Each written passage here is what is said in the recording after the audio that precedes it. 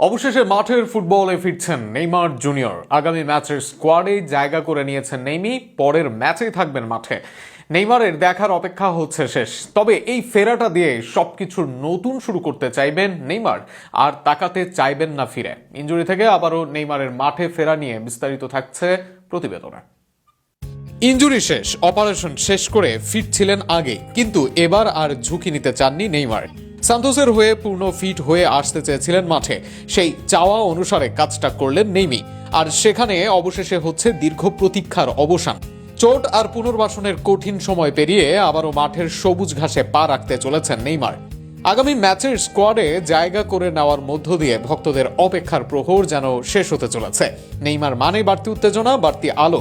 তার ফেরাটা শুধু একটি নামের প্রত্যাবর্তন নয়, বরং পুরো দলের আত্মবিশ্বাস ফিরে পাওয়ার গল্প। সর্বশেষ ক্রুজেওয়ের বিপক্ষে খেলেছেন ডিসেম্বরের ৮ তারিখ। এরপর ৩ মাসের বেশি সময় ধরে নেই এই ব্রাজিলিয়ান সুপারস্টার। মৌসুম শেষের পর গেছেন ছুরিকাচির নিচে।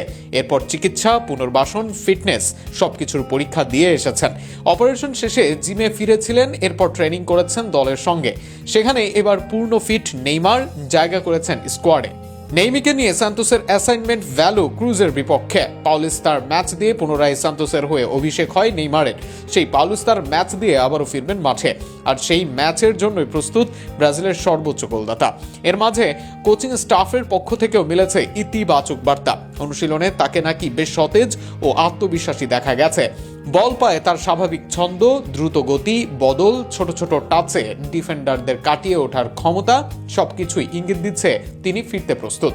নেইমারের ফেরা বেশ কয়েকদিকে গুরুত্বপূর্ণ। স্বাভাবিকভাবেই নেইমারের ফেরার সমর্থকদের কাছে আবেগের প্রত্যাবর্তন। নেইমারের পায়ের জাদুতে মুগ্ধ দর্শকরা।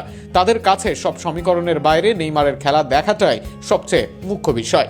অপরদিকে আরেক দল নেইমি ভক্তদের চাওয়া নেইমার যান বিশ্বকাপে। নেইমারের চাওয়াটাও সেটাই থাকবে, যে কারণে নেইমারের ফেরা ও পারফরমেন্স বেশ গুরুত্বপূর্ণ। কিন্তু একই সাথে ফিটনেস ও পারফরমেন্সের চাপ থাকবে নেইমারের উপর। অল্প কয়েকদিকে সেই চাপটা উতরে যেতে হবে তাকে। নেইমার সামর্থ্যবান, যে কারণে তার উপর ভরসা রাখেন ব্রাজিলিয়ান ভক্তরা। কিন্তু এর পরেও কিছুটা যে কঠিন, তাতে কোনো সন্দেহ নেই। অবশ্য সেই কঠিন কাজ হলেও শুরুটা অন্তত করতে হয়। সেই শুরুটা নেইমার করবেন আগামী 16 ফেব্রুয়ারি সকালে। দেখা যাক সব প্রশ্নের জবাব মাঠের ফুটবলে দিতে পারেন কিনা এই সুপারস্টার।